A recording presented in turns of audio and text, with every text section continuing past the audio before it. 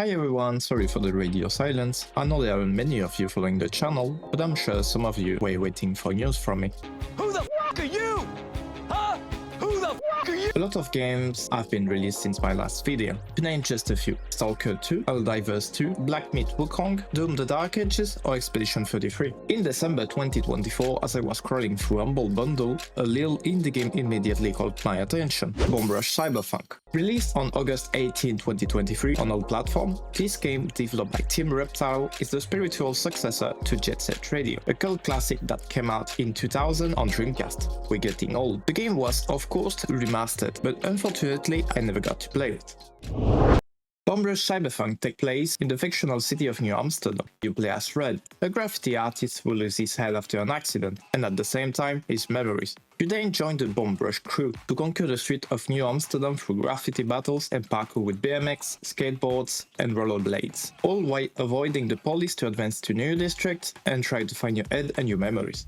I find Bomb Rush Cyberfunk to be quite short, but it's an excellent stress reliever with a unique identity that you won't find anywhere else. But what about the achievements? That's what we're going to talk about in today's video. A variety of achievement and unique gameplay. Bomb Rush Cyberfunk has a total of 23 achievements, which is pretty good for a small indie game that usually doesn't have more than 15. The very first achievement you unlock is Iron Legs. It requires you to land on your feet after a fall of at least 8 floors. Okay. This is the most common achievement, as you'll likely get it without even trying during the story. Thanks to the magnificent and very vertical level design at a certain point, you just have to jump from a building or one of the many hyper-hop spots the game has to offer. Nice throw! The second achievement is called In the Flow, and asks you to keep your combo for a full 4 minutes.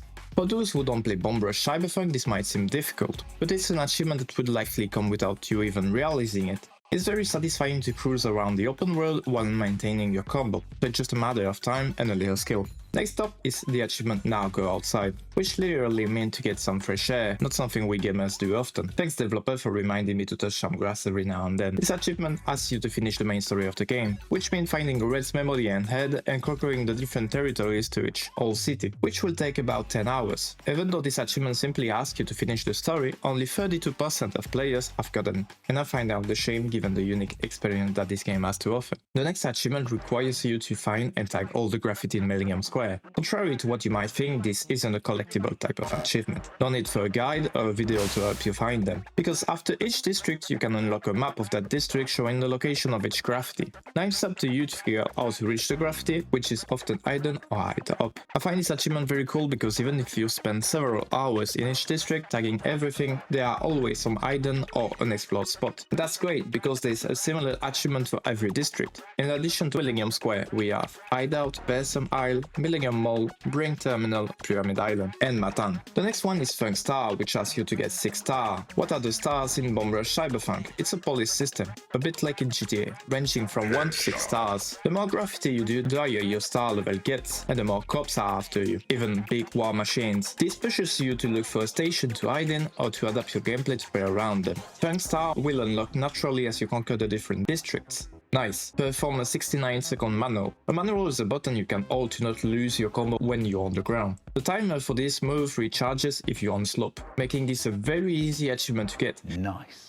I think the idea is good, but the execution isn't the best. The next achievement is Millennium Square Trek, which requires you to get a combo score of 1,200,000 in the Millennium Square district. What? One thing I haven't mentioned since the beginning of this video is the score. Every action, graffiti grinding, or even doing tricks earn you points and score multipliers. You must chain together tricks and graffiti while being careful not to break your combo, getting hit by the police or touching the ground. This achievement will push you to get better and take some risks for your score, which I think is a great idea to make the player feel a certain mastery of the gameplay. And this type of achievement exists for every district. Unfortunately, it's possible to cheese this achievement. For those of us who are less skilled, there are certain spots in each district where you can go AFK and gain points, making it much easier. Finally, there are the last 4 achievements. The first is State of the Art, which involves using different graffiti in the same level. This is my favorite achievement in the game for the simple reason that it will ask you to unlock characters by doing small challenges, like touching all the little machines in the district without touching the ground or finding them in a well-hidden spot. State of the Art will also require you to unlock several additional characters. By the end of the main story, you'll have access to 6 different characters. but you need 10 for the achievement. Each has a different signature graffiti needed for this achievement. Next up, Flying Rat Be Gone. It's pretty simple. It asks you to chase away all the pigeons from a very specific small area, but not just anywhere. You'll have to keep an eye on where the pigeons you just chased are, otherwise they'll respawn. While it's not complicated, it will take you a few tries to understand how these damn pigeons work. Volley is one that relies a little more on luck than skill. Simple in appearance, it just asks you to successfully make a basket in the basketball court in version high. If you do it wrong, you'll be stuck in that damn basketball court for a long time, but it's very satisfying once you get it. The last and probably least fun of all is the collectibles. Thankfully there are only 17 of them. Bomb Rush Cyberfunk has a photo mode directly accessible from your phone. Then it's up to you to find and photograph all 17 polos, the game mascot. My goodness, I hate collectibles in video games, especially after doing the ones in GTA 5 and its 1 million collectibles. But here they are only 17, I get the feeling that the developer were a bit lazy on this one. The first very few are very well hidden and always fun to find, but the last one are rather altogether stuck to each other. Some districts have no collectible at all, which is a waste. What's more, it seems the achievement is bugged for the majority of users, who gets it after taking photo of only 4 or 5 different polos.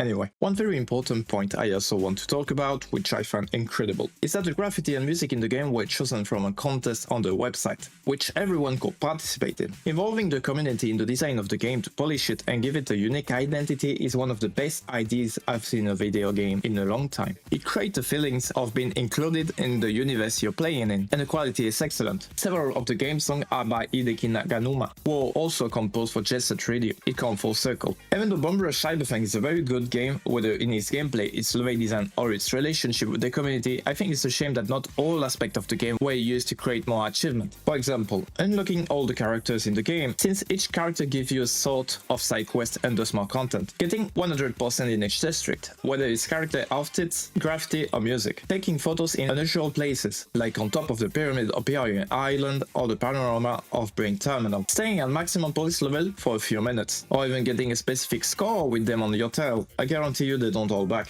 Using the game dance system, which is exclusively for changing characters or district with a taxi. Ultimately, I really love Bomb Rush Cyberfunk. I would have wanted more from this little game. I hardly recommend it to anyone who has the slightest curiosity to play it and even to complete it 100%. Thanks for watching until the end. This video means a lot to me regardless of the outcome, because I'm talking about something I'm passionate about, finishing our favorite games down to the last detail. I invite you to follow me on YouTube or on Twitch. That's where I play and give my first impression of the game at tryout and my achievement hunting. Have a wonderful day and goodbye.